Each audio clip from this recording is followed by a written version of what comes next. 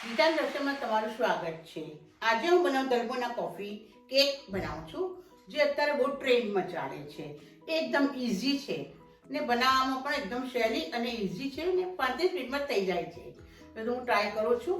એના માટે જોઈશે 1 વાટકી મેંદો, અડધી વાટકી કોકો પાવડર, વેનીલા એસન્સ, ખાંડ, જરૂરિયાત પ્રમાણે તમને જેવો ટેસ્ટ પ્રમાણે તમારે લેવાનું। ગળું ખાતા થોડી વધારે લેવાની। મેં અહીં અડધી વાટકી લીધી છે ને આ થોડું દૂધ લીધું છે અને આ ડ્રાય ફ્રૂટ લીધા છે। ઈનો લીધો છે ને 100 ગ્રામ જેવું તે રિફાઇન ઓઇલ લીધું છે। હવે તમને ઘી લેવું તો ઘી પણ લઈ શકો, બટર લેવું બટર બી લઈ શકો છો, તમને જેમ યોગ્ય લાગે એ પ્રમાણે કરો। મેં અહીંયા રિફાઇન ઓઇલ લીધું છે, જાયફળ લીધું છે, મેંદો નાખી દેવાનો છે।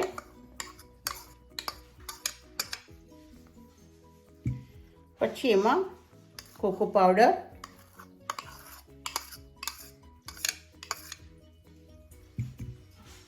અને શુગર,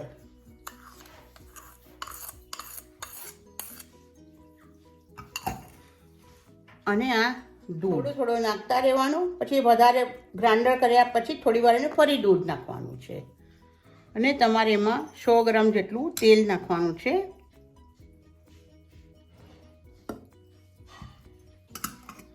એને તમે હવે ગ્રાઇન્ડર કરી દેવા। જો મેં ગ્રાઇન્ડર કર્યા પછી એ આટલું જાડું રાખવાનું છે। આ બરાબર 10 મિનિટમાં આટલું ફાઇન બેટર તૈયાર થઈ ગયું છે। હવે હું એને એક બોલમાં કાઢી નાખું છું।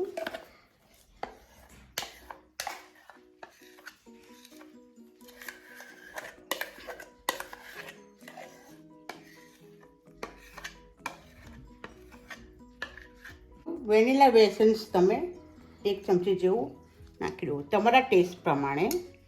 મેં એમાં થોડી ઘણી ડ્રાયફ્રૂટ જેવું પણ એડ કર્યું છે। એ નાખી થોડો જાયફળ નાખો,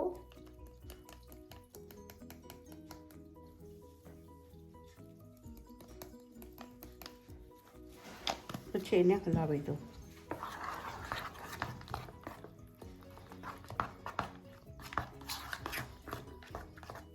જેવો ઈનો એડ કરો, એમાં એક ટીપું જેટલું પાણી નાખી એને હલાવી દો।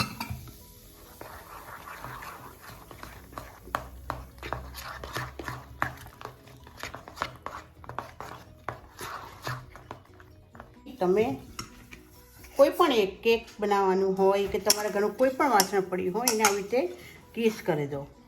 ને કોઈ બટર પેપર હોય એ તમે મૂકી એના પર પણ થોડું ઘણું તેલ લગાવે, તેલનો એક હાથ મારી દો। હોય તો ઠીક છે, ના હોય તો પણ ચાલશે। કારણે એકદમ કેક સોફ્ટ થશે તમારી ને સ્મૂથ બનશે। અને થોડું ટેપ કરી ને આમ સીધું કરી દો।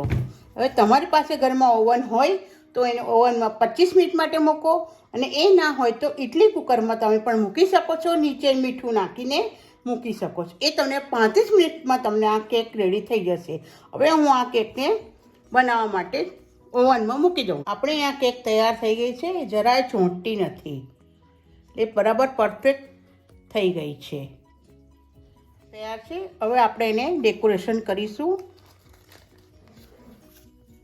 એકદમ ઇઝીથી નીકળી જાય છે, જુઓ તમે જોઈ શકો છો એને।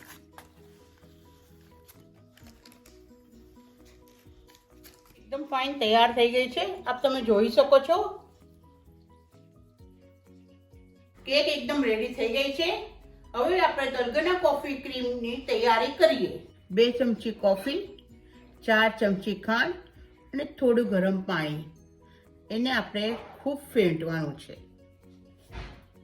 2 ચમચી કોફી,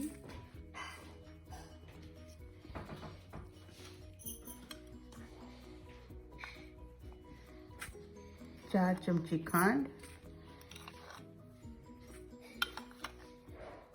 તમે વધારે સ્વીટ ખાવા જોઈતું હોય તો તમે વધારે ખાંડ યુઝ કરી શકો છો। હવે આપણે એમાં ધીરે ધીરે ગરમ પાણી એડ કરતા રહેવાનું। ઉષ્ણું પાણી લેવાનું છે, બહુ ગરમ નહીં।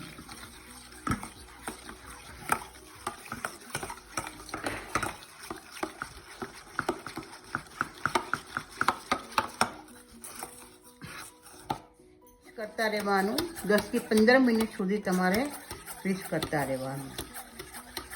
આ કેક કરતાં આ વધારે પડતું મહત્વ છે. હવે એનો કલર એકદમ ચેન્જ થઈ ગયો, હવે ડાર્ક થોડો થયો. હજી 5 મિનિટ હજી ફેંટશો તો હજી એનો વ્હાઈટ કલર હલાવ્યા પછી જો એ આવું એકદમ ગાઢું થઈ જાય છે, તમે જોઈ શકો છો.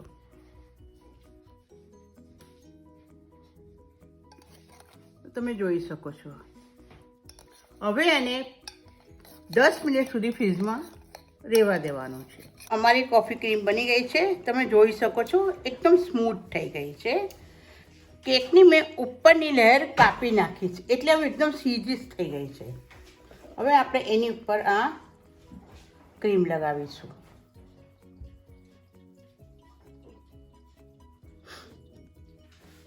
આપણે એને 10 મિનિટ ફ્રીઝમાં રાખેલું એને કારણે એકદમ ફાઇન થઈ ગયું છે અને આપણે સારું થઈ ગયું છે. જો તમે જોઈ શકો છો મારી પાસે થોડું ક્રીમ વધી ગયું છે એટલે હું એને નીચે પણ લગાવી દઉં છું. આપણે એને ક્રીમથી ગાર્નિશ કરી નાખ્યું છે.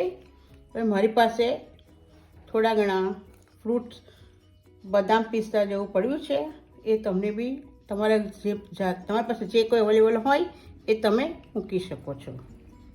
જોઈ શકો છો આપણી કેક તૈયાર થઈ ગઈ છે. કેટલી દેખાવામાં પણ સરસ દેખાય છે, તમે જોઈ શકો છો. કેક એકદમ સોફ્ટ થઈ ગઈ છે, એકદમ ફાઇન છે, તમે જોઈ શકો છો. એકદમ સ્પંચી છે. જો તમે દબાવીને બી જોઈ શકો છો. હું દબાવું છું. તમે આજની તમને આ વાનગી તમને પસંદ પડી હશે અને જરૂર તમે એને ટ્રાય કરજો. આમાં મેં નથી અંડું નાખ્યું કે નથી બેકિંગ સોડા નાખ્યો, તો આ તમને કુકરમાં પણ થઈ શકે છે, ઓવનમાં બી થઈ શકે છે, બંનેમાં થઈ શકે છે. આ લોકડાઉનમાં તમે ઘરે બનાવી શકો છો. બર્થડે હો, એનિવર્સરી હો, ક્યારેક બનાવી હોય તમે ટ્રાય કરી શકો છો. તમને આ વિડીયો પસંદ પડ્યો હોય તો તમે લાઈક કરજો, યા તમે શેર કરજો, કોમેન્ટ પાસ કરજો. આવી નવી વેરાયટી સાથે, નવી વાનગીઓ સાથે રીટા રસોઈમાં હું તમને જરૂર મળી રહીશ.